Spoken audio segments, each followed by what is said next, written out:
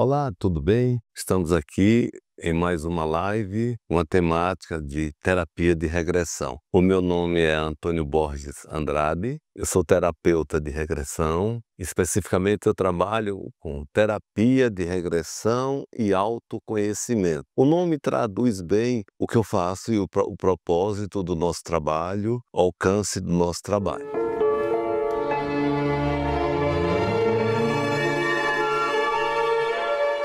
A gente parte já temos muitos anos, já temos mais de 10 anos na atividade, então a gente tem um histórico já de atuação e de resultados junto ao público, especificamente aqui em Brasília, mas atendemos pessoas de todos os lugares, até de outros países. Atendemos online, é a mesma coisa, não muda nada, tá? Tanto faz atendimento pessoal, presencial, como atendimento à distância, hoje usando os meios de WhatsApp, Meet, os diversos recursos que a tecnologia da comunicação nos proporciona. O nosso trabalho, ele trata questões de ordem psicológica, espiritual, física, de encaminhamento da vida, de compreensão de que a vida nos ocorre desse daquela forma, encontra o eixo encarnatório. O que é que eu estou fazendo aqui? Por que as questões da vida me ocorrem dessa e daquela forma? Os relacionamentos, a saúde, o trabalho, as características da família, tudo, tudo.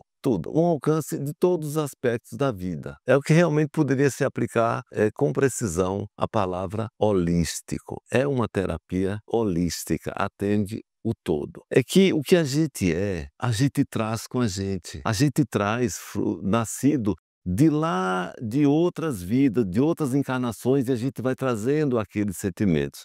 E a gente chega para uma encarnação com um propósito bem específico. E dentro desse propósito específico, as coisas vão nos ocorrendo. Não há sorte, não há azar, não há vítima, não há algoz. Só há vida sendo vivida, cada qual com o seu propósito bem específico. A vida é inteligente, não dá um benefício a alguém que ele não mereça, que ele não conquistou ou que não esteja nos planos da vida. Também não dá algo que a gente poderia chamar de dor se já não fosse planejado para aquilo, se já não fosse pedido para aquilo, que não tivesse nos planos da vida. A gente é que tenta fazer uma leitura da vida do nosso modo. Acha que, e se tivesse sido assim? E se tivesse sido daquela outra forma? E isso eu poderia não ter caído nessa se eu não tivesse me casado com fulano ou com fulana, se eu não tivesse saído daquele trabalho, se eu tivesse permanecido naquele emprego, se eu tivesse cuidado melhor da minha saúde. Ou seja, a gente não tem domínio sobre essas questões. Essas questões são programadas. A gente só tem o livre-arbítrio no como vai viver essas questões. Mas a gente vai nascer com quem tem que nascer. Vai ser irmão ou não de quem tem que ser ou não tem que ser, porque pode nascer, pode ser filho único. Vai trabalhar nisso ou naquilo outro. Vai ter uma saúde com essa e aquelas características, com tais e tais pontos fortes e tais pontos vulneráveis. Vai se encaminhar pela vida como tem que se encaminhar, como foi projetado, porque é um projeto específico pessoal, porque é um projeto feito por a gente mesmo, junto àqueles que são os condutores da existência aqui no planeta Terra. Olha, eu vou retornar para a Terra e eu gostaria de vivenciar isso por causa disso. E aí monta-se um projeto bem específico. Só que a gente, quando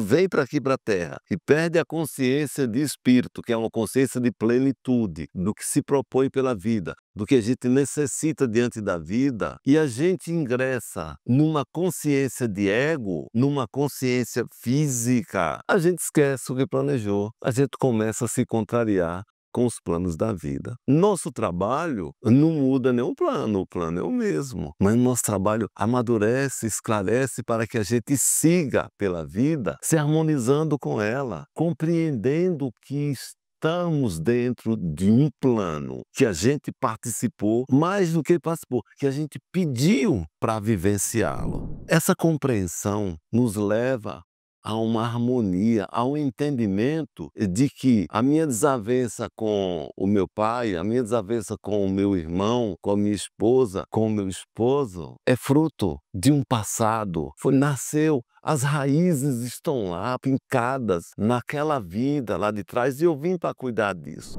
Nós vamos buscar casos específicos tratados no nosso consultório e levar como exemplo, na tentativa de que essas nossas falas não fiquem tão conceituais, sejam específicas, nem pareçam milagres, que não são, são bem específicas, e nem delírio, que é uma coisa de quimeras, não. É uma coisa madura, que vai ao encontro da questão e cuida dela com especificidade. Então hoje nós vamos tratar desse caso, de um caso real, que foi cuidado terapeuticamente no nosso consultório. Uma senhora, uma jovem senhora, de nome Beatriz, ela nos procurou e traz a seguinte queixa: tenho 3 filhas, uma filha mais velha de 21 anos, uma de 19 e uma outra filha de 16 anos. E ela é uma pessoa sociável, trilha bem pela vida e tem uma relação muito boa, especificamente com a filha mais velha e a filha mais nova. E essa filha do meio, de nome Júlia, se caracteriza na relação por uma convivência de muita dificuldade. Júlia é muito combativa com ela, não aceita, não confia,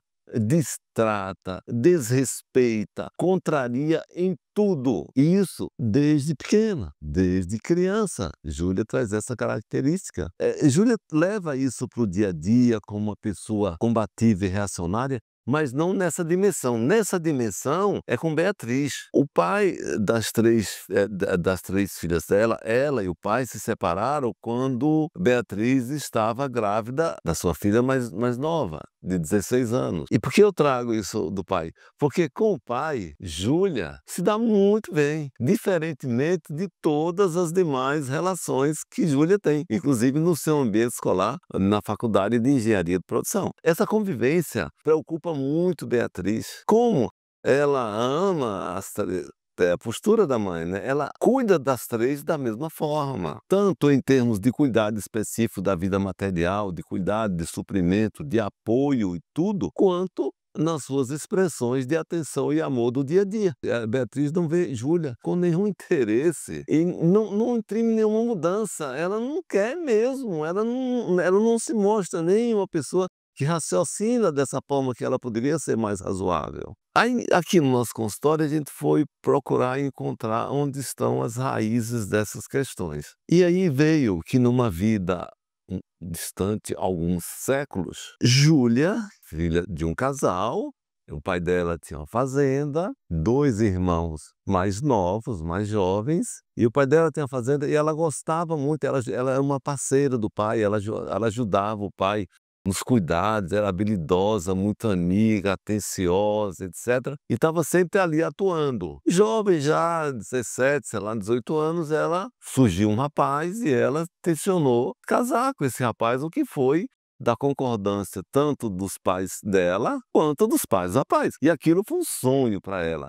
Ela sonhava com isso todos os dias, era maravilhoso, é tudo que ela queria. E os meses foram passando, e foram efetivando os preparativos para o casamento dali a algum tempo, e inclusive o vestido de noiva, ela vestia escondida, ela vestia todos os dias só para se deliciar com o sonho de casar com um rapaz que ela amava. Esse rapaz também retribuía essa atenção, esses gestos de carinho e de amor para ela com a mesma intensidade. Mas com o passar do tempo, ela percebeu que uma outra moça ali da região, de uma outra fazenda vizinha, demonstrava ostensivamente interesse por aquele noivo dela. Mas era algo que ela não escondia, e era uma moça sensual, envolvente, e ela não confiava. Essa moça desconfortava muito a Júlia. Desconfortava muito em todos os sentidos. De maneira que, com o passar do tempo, essa moça começou a se encontrar às escondidas com esse noivo da Júlia, começou a ter um relacionamento com ele. Mas até aí ninguém sabia, só eles dois. E o noivo começou a perder aquele interesse que demonstrava,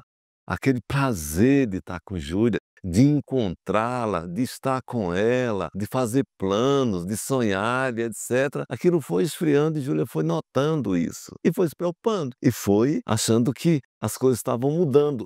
E quando ela encontrava aquela moça dos eventos ali, ali daquela região, era muito desconfortável. O olhar daquela moça para ela era um olhar de alguém do mal, alguém que ameaçador. Ela começou a se preocupar muito. Em dado período, lá mais adiante, Júlia planejava ir até a cidade com empregados ali da fazenda do pai para comprar mais materiais para o seu enxoval. Aquela moça pagou a um rapaz de caráter, digamos assim, duvidoso, para sabotar os arreios ali da carruagem, para provocar um acidente. E assim ele fez. Uma região acidentada, uma geografia com muitas subidas e descidas e curvas. O fato é que realmente aconteceu o acidente.